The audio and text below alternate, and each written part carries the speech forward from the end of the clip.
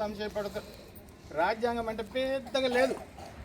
Rules of performance, rules of administration, అదే rules of a set of principles for the ruling of a country is called constitution.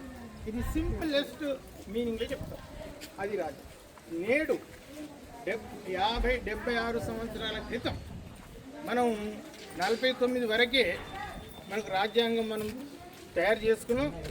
ఈ రాజ్యాంగానికి 2 సంవత్సరాలు 11 నెలలు 18 రోజులు పట్టింది. సుదీర్ఘంగా చర్చించి మంచి రాజ్యాంగాన్ని తయారు చేశారు. ఈ రాజ్యాంగాన్ని రూపకల్పన చేసిన తర్వాత ఈరోజు 26 జనవరి నాడే ఎందుకు అమలు చేయాలి, ఇది ఒక సంశయం చాలా మందిలో ఉంటుంది. ఈరోజు ఎందుకు చేయాల్సి వచ్చింది, అప్పుడు ఎందుకు చేయాలి? 1949లో అక్టోబర్ నవంబర్ వరకు పూర్తయితే మరి 56 వరకు ఎందుకు, ఈ జనవరి వరకు ఎందుకు ఆపవలసి వచ్చిందంటే 1930 29 or 30 నాకు సరే గుర్తులేదు.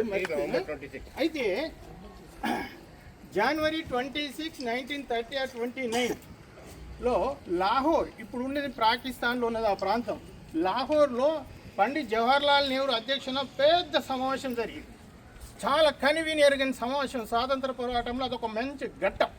అక్కడ ఏం చేసిర్రు, మొత్తం కాంగ్రెసు మన దేశ ప్రజలందరూ కలిసి ఆ నాయకత్వంలో పటేలు, నెహ్రూ, గాంధీ నాయకత్వంలో సంపూర్ణ స్వరాజ్యం, మాకు గొంతెమ్మ కోరికలకు 1, 2 అనేది ఇవ్వద్దు, మా దేశము, మేము మా ప్రజలము, మాకు స్వతంత్రం కావాలి. మీరెవరు, మీరు పరాయి వారు, బట్టలు అమ్ముకోవడానికి వచ్చిన వాళ్ళు, మీరేంటి మాకు కొంచెం ఇవ్వడము అని చెప్పి మీరు వెళ్ళిపోవాలి అని చెప్పి సంపూర్ణ స్వరాజ్యాన్ని ప్రకటించారు. ఆ సమావేశంలో మొత్తం ఏకగ్రీవంగా సంపూర్ణ స్వరాజ్యాన్ని ప్రకటించి మాకు సంపూర్ణ కంప్లీట్ ఇండిపెండెన్స్.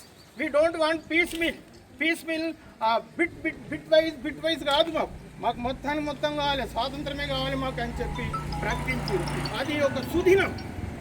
భారత స్వాతంత్ర పోరాట సంగ్రామంలో అదొక సుదినం.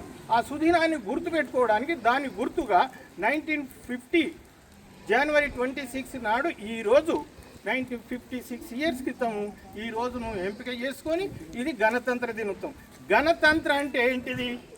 ప్రజల చేత, ప్రజల కొరకు, ప్రజలే పరిపాలించుకునే దానికి ఈ ఒకటి ప్రభుత్వం ఒక కొరత ఉన్నది కాబట్టి, అది రాజ్యాంగం ఒక కొరత ఉన్నది కాబట్టి ఆ రాజ్యాంగాన్ని దేశానికి కావాల్సిన 4 లక్షణాలు ఈ 1950 జనవరి 26 నుంచి 4 లక్షణాలు మనకు వచ్చినాయి.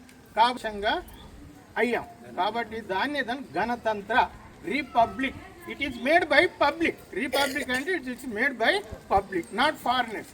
కాబట్టి ఈ 4 ముక్కలు నేను మీ ముందు ఉంచాను. ఇంకోటి అంటే